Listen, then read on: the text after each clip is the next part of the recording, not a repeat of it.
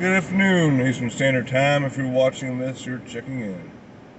I'd like to talk about a situation that happened to me recently.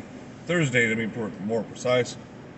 I was at work, and it's in Louisville, Kentucky, and someone broke into my vehicle and took everything that was in it.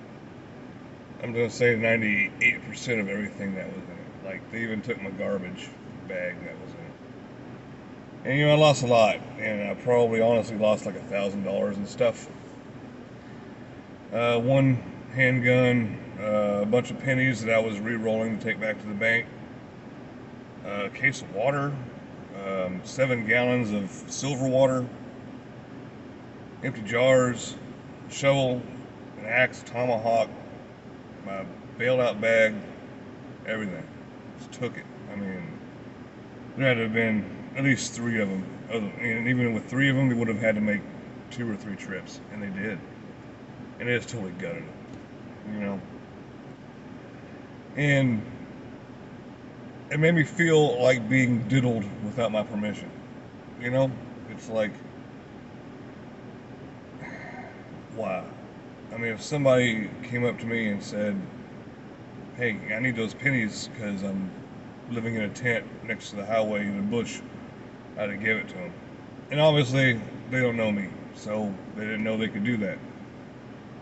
But at the same time, just the senselessness of it. It's just, man, it's shit. And I think what really sucked, the 2 things that sucked the most is that I worked my ass off for everything I have, the vehicle and everything in it included.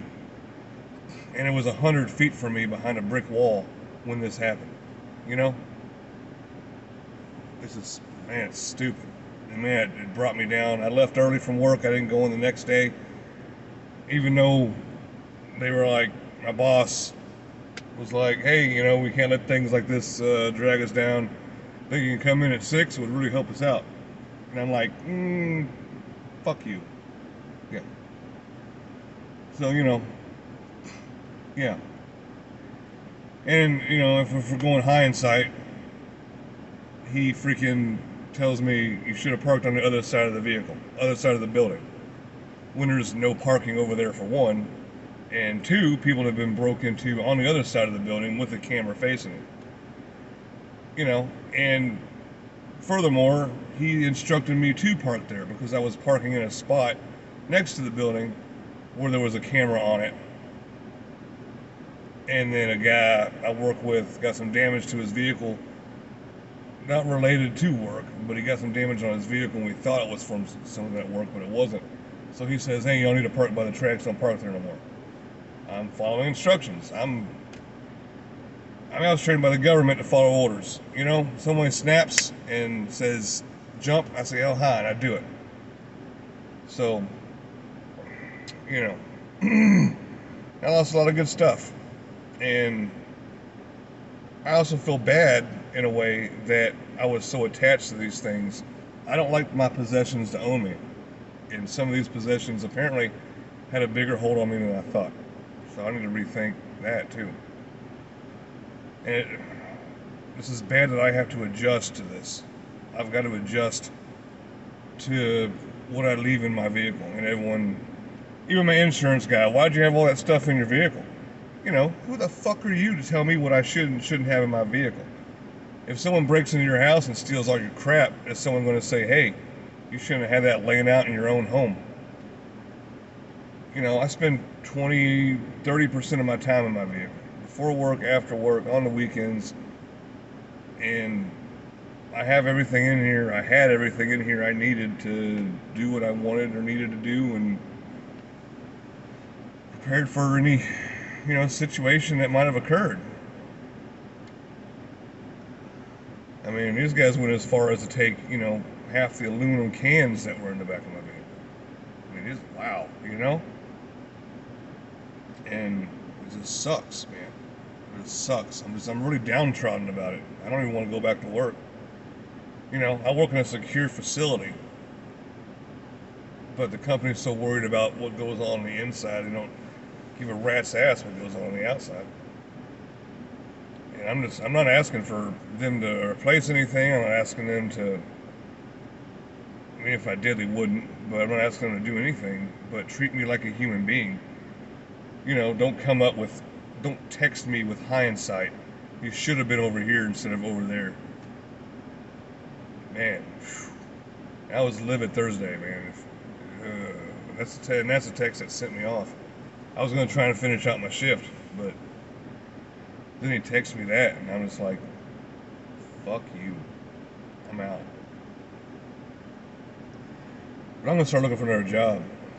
I mean, some place where you're cared about, and your personal property isn't just you know whatever it is because we got no control over it because we don't want to have any control over it because we don't want to be liable. That's what it's all about. It's all about money. Everything that was stolen, it wasn't stolen because they needed it. It was stolen because it was worse. It's all about money. That makes me sadder now. But hopefully I'll get my window replaced Monday if the jackass insurance guy comes through. I cleaned it out today. I mean, I never knew how much glass was in a window until I got it cleaned up off your floorboards, under your seats, in your seats, in places it shouldn't be. It's like sand, it just goes everywhere. It's pitiful, man. It's pitiful. It's rough out here. It really is. Yeah. And of course, I got vengeful, obviously. You're angry, you want to act out, you want to do more than kick a trash can and cuss out your supervisor. You want to get a hold of people to do this thing. I was trained 4 years to turn off in situations I need to. And I want to, if I could find these guys and turn off, I would like to do that. But I mean, it's not going to happen. I made a replace report Thursday. They haven't called me back yet. They don't care. They got bigger problems. They'd rather just sit and wait for the gun to turn up in a pawn shop because I get a serial number, and then they can, act like they're doing their job. And I'm not saying I hate the police. I don't hate the police. Let me put it another way. I don't dislike people who are police. However, I do see the police as a representation of a broken system. And I've got more insight into a broken system than most people because I worked in the prison system for 6 years.